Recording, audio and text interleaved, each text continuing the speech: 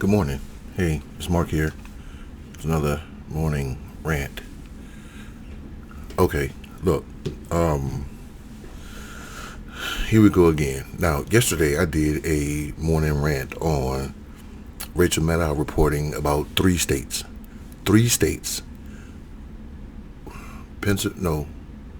Arizona, Wisconsin, and Michigan. And how the Republican Party forged documents to try to get their Republican electors counted in Congress. Three states. Watch this.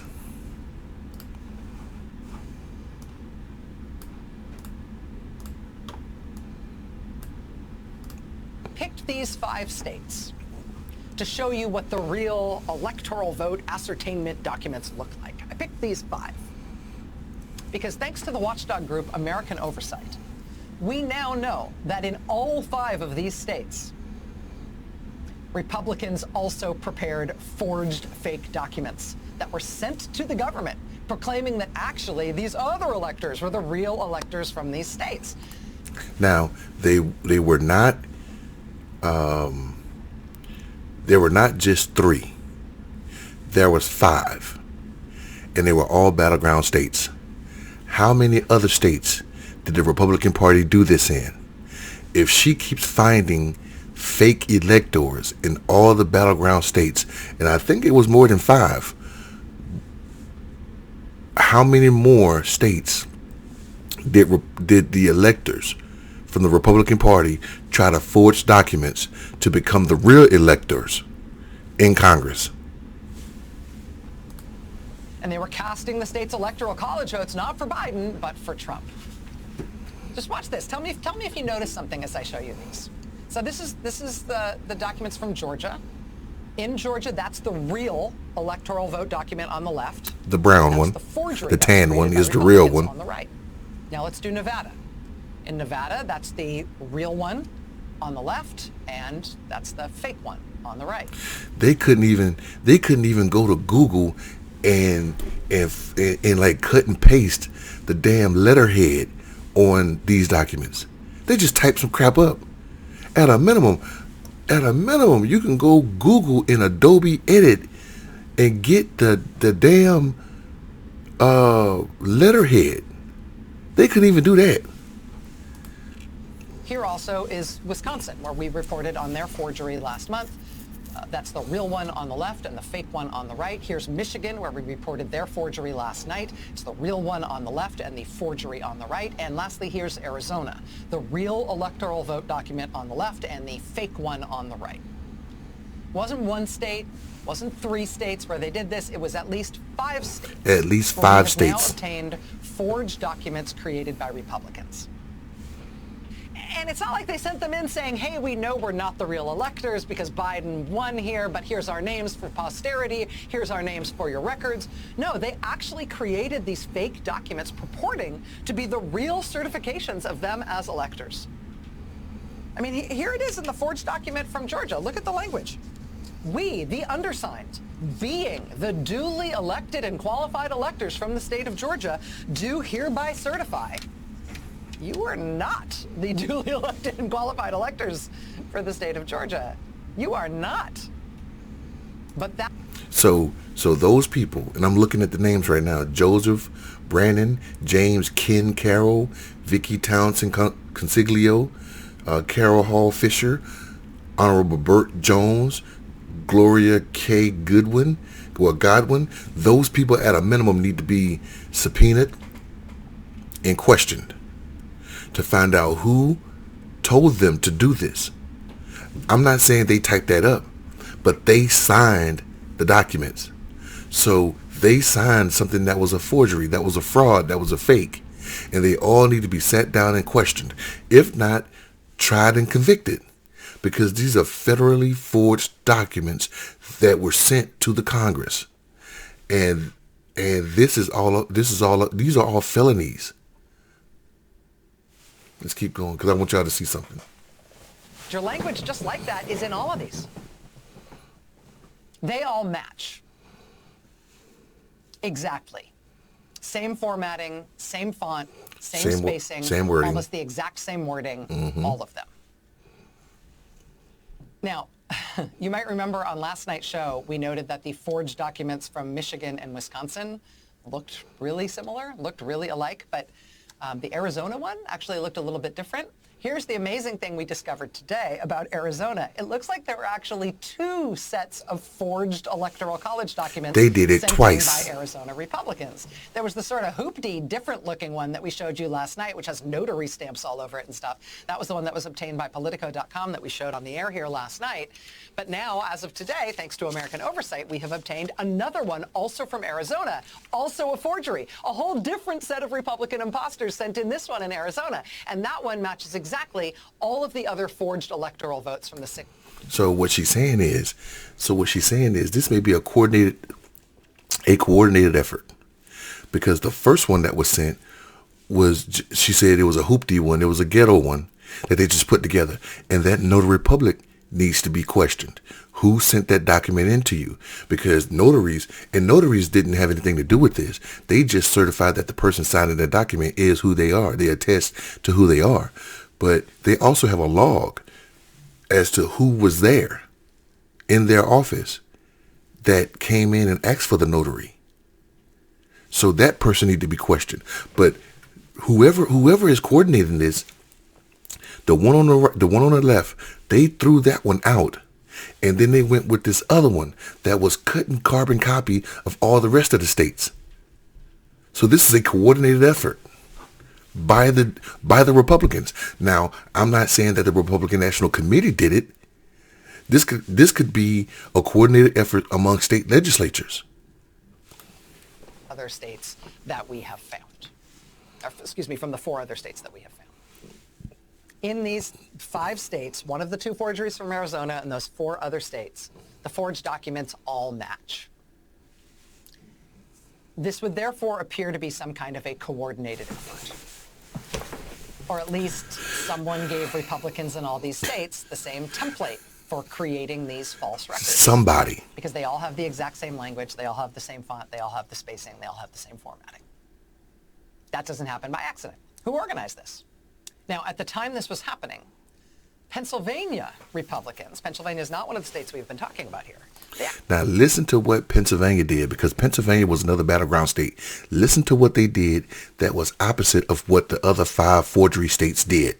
Actually put out a statement saying the Trump campaign had asked them to create and certify, like, within the Republican Party, a Republican set of electors for Pennsylvania. Now, read this. At the request of the Trump campaign. I'm not saying Donald Trump did it. I'm not saying Mike Pence did it. Somebody at the Trump campaign asked Pennsylvania GOP to do this. Who was that person that asked them to do this? And who did that person get his orders from? His or her orders from? As they explained in their press release at the time, though, the Pennsylvania Republicans didn't forge a document to make it look like they were the real electors. Look at what they did. They created a new document that said that they would become the electors if a court ever ordered that the Republican side had actually won the election in Pennsylvania. Now, there's a difference. I'm glad we got here. Because there's a difference. The other 5 states, they went out and said that they were indeed the true electors. And that was the fraud. Pennsylvania did something different. They wrote something saying that we will become the electors if the court ruled differently from Biden to Trump. We the undersigned, let's see, is that the same? No. That's the true one right there. The one on the right. We the undersigned,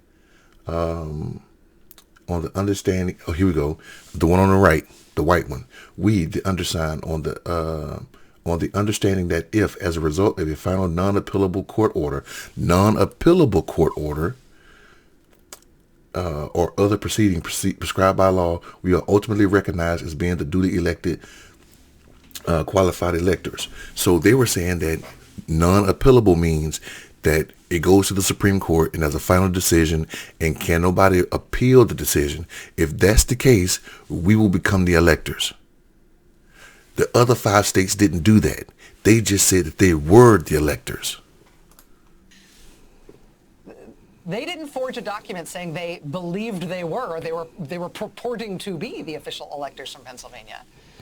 They created a document that said if a court ever says that Republicans won in Pennsylvania, then we'll be the electors.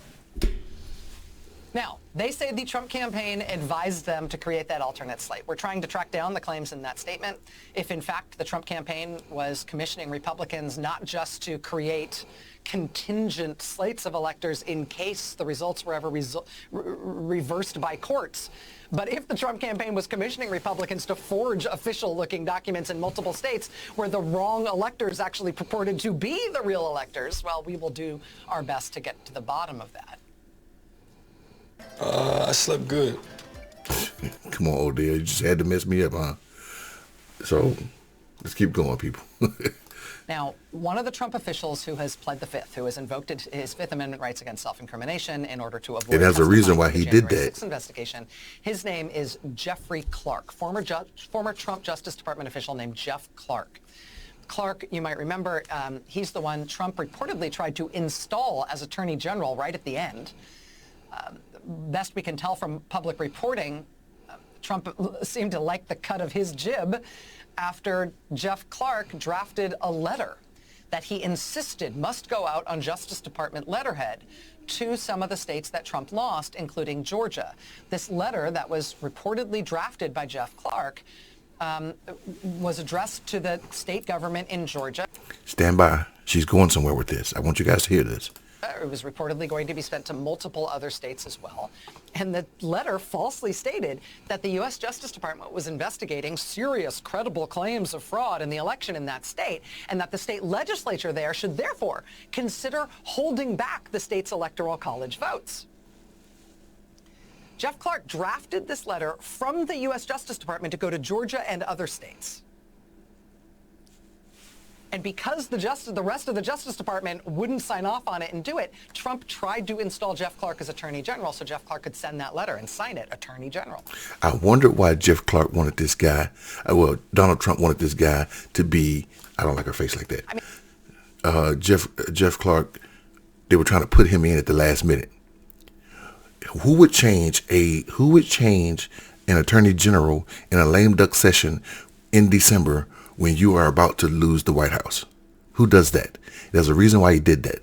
He liked the letter that Jeff Clark sent, and because nobody in the Justice Department will follow up with that letter, Trump wanted to put him in as the Attorney General so it can go out. There's a reason why Trump did not want his people to be vetted by the Congress, because in the beginning, he had some of his people, the people that needed to go through Congress to be, what's the word I'm looking for? That they needed to be advised and consented on per the Constitution. Trump did that in the beginning, but then he fired all those people eventually. And then he put acting people in. So that way he can fire and hire whomever he wanted. And that's why he wanted Jeff Clark in there. He wanted to put Jeff Clark in as acting so he can implement that letter and get all those states to change their votes. I mean, had that happened, think about, had the U.S. Justice Department jumped in the way Trump wanted to, the way Jeff Clark proposed, had the U.S. Justice Department told Republican-led states in formal letters, don't send in Biden electors, on advice from the U.S. Justice Department, you better not do that. How do you think Republican legislatures in those states would have acted? They would have ran with it. Look at what they were doing. It's one thing to get a, off-the-wall call from Trump berating you, right? It's another thing for the U.S. Justice Department to formally advise you over the signature of the United States Attorney General that you must not send in your electors because there's real problems with the vote in your state. How would Republican legislatures have dealt with that? How would they have responded?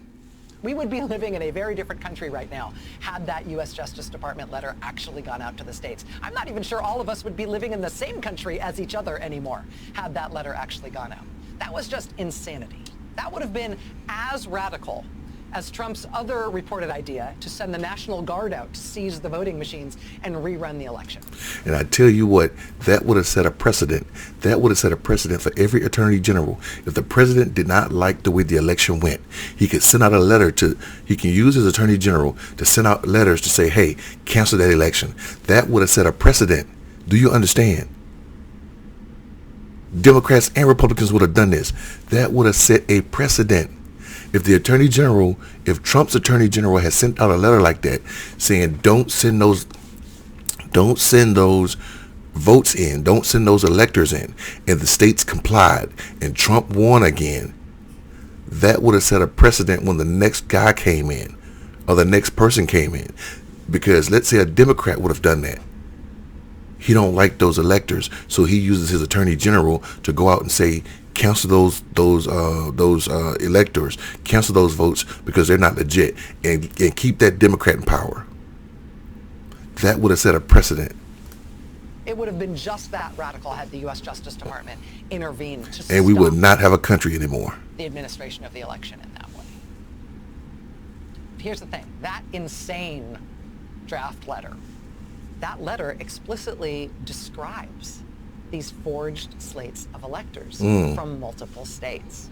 It says in the middle of the letter, quote, the department believes, meaning the Department of Justice believes, that in Georgia and several other states, both a slate of electors supporting Biden and a separate slate of electors supporting Trump gathered on December 14th at the proper location to cast their ballots, and that both sets of those ballots have been transmitted to Washington, D.C. to be opened by Vice President Pence. How did he know that? How did he know to write that? In fact, I don't know why the Justice Department believed that to be true, but that was correct. We now know. That draft letter was dated December 28th. How did that guy, that Trump guy at the Justice Department know that 2 weeks earlier, Republicans in at least 5 states had in fact created these forged elector documents? Did the Trump Justice Department know about it because they helped Republicans in those states do it? It's just a question. But somebody helped him do it. That's what Tucker Carlson does. He just asks questions, and that's what she's doing. She's just asking questions. Did the Trump administration know about these electors? Did they advise that guy to write that? This letter that was drafted came 2 weeks after they had already done their forgery. Because they all filed the exact same document in the same font, in the same spacing, with the exact same language, so somebody helped them do it. We are working on figuring it out. I will also just tell you one other thing about this. In a lot of these states... And this is what I want to get to. I played the whole 12-minute video because I want to get to this part. It's for whatever reason. In addition to the assertion that these were the duly elected electors from these states, which was a lie, a lot of them also included a bunch of substitutions, meaning that the people who were originally supposed to be Trump electors from those states had Trump won. The original would-be Trump electors had their names dropped, and they were replaced with other names, with other Republicans who did sign these documents. In almost every state that did this, people who were originally supposed to be Trump electors got replaced with these other Republicans before the forged documents were sent in. Why is that? So, again, all those people that were supposed to be original electors, let's go ahead and get to that right now. The electors are already selected. You got a set of Democrat electors and you got a set of Republican electors. Those names are already ready. Those people already know who they are. So if a Republican wins the state, those electors go up to the state legislature and sign their names. If the Democrat wins, of course, they do the same. So the original names, let's say 16, the original 16 names, some of those people who were supposed to be the original electors decided not to do this on the forgery document. And so they were replaced by other electors. Why? Why were those names changed? So those people that were supposed to be there, they need to be questioned. And they need to be asked, why did you not sign this document, but you were going to sign the legit document? What changed your mind on signing the fraudulent document? I'm going to get to the bottom of that too, but I can tell you at first pass that in at least one state, at least one of the Republicans who was substituted for, whose name was dropped as an elector, one Republican who was replaced by somebody else before that forged document was signed and sent in. That Republican told us this evening that that substitution was deliberate. That person had their name taken off the list and replaced because that person did not want to be part of that effort to forge a slate of electors that was not the real electors from that state. So there you have it. There you have it. There's another 2 minutes on the video, but you can go watch those 2 minutes. There you have it. I guarantee you, everybody that was supposed to be electors that were not electors and got replaced, they probably got replaced because they did not want to be a part of that fraud. So when you talk about voting fraud, here it is in broad daylight. There was no Democrat voter fraud. There was only Republican voter fraud. And it wasn't just by the people. It wasn't just by regular people. It was by people in the legislatures that were trying to do this fraud. It was people in the federal government that was trying to do this fraud. And this is why there is no federal election. There's a federal election commission, but there's no federal election for all 50 states. There's no blanket election for all 50 states. Washington, D.C. does not control all 50 plus 1 states. There are 50 plus 1 separate elections, and there's a reason. Put it in the hands of the states. But when the states start doing stuff like this, we got a problem. I won't trust the federal government to run a 50 statewide election. But now I can't trust the states, or at least states ran by Republicans, to do the same. Let me get up out of here because I don't want to go too long, but the proof is right there, people. The proof is right there. Y'all take care. I'm out. Y'all have a great day, all right?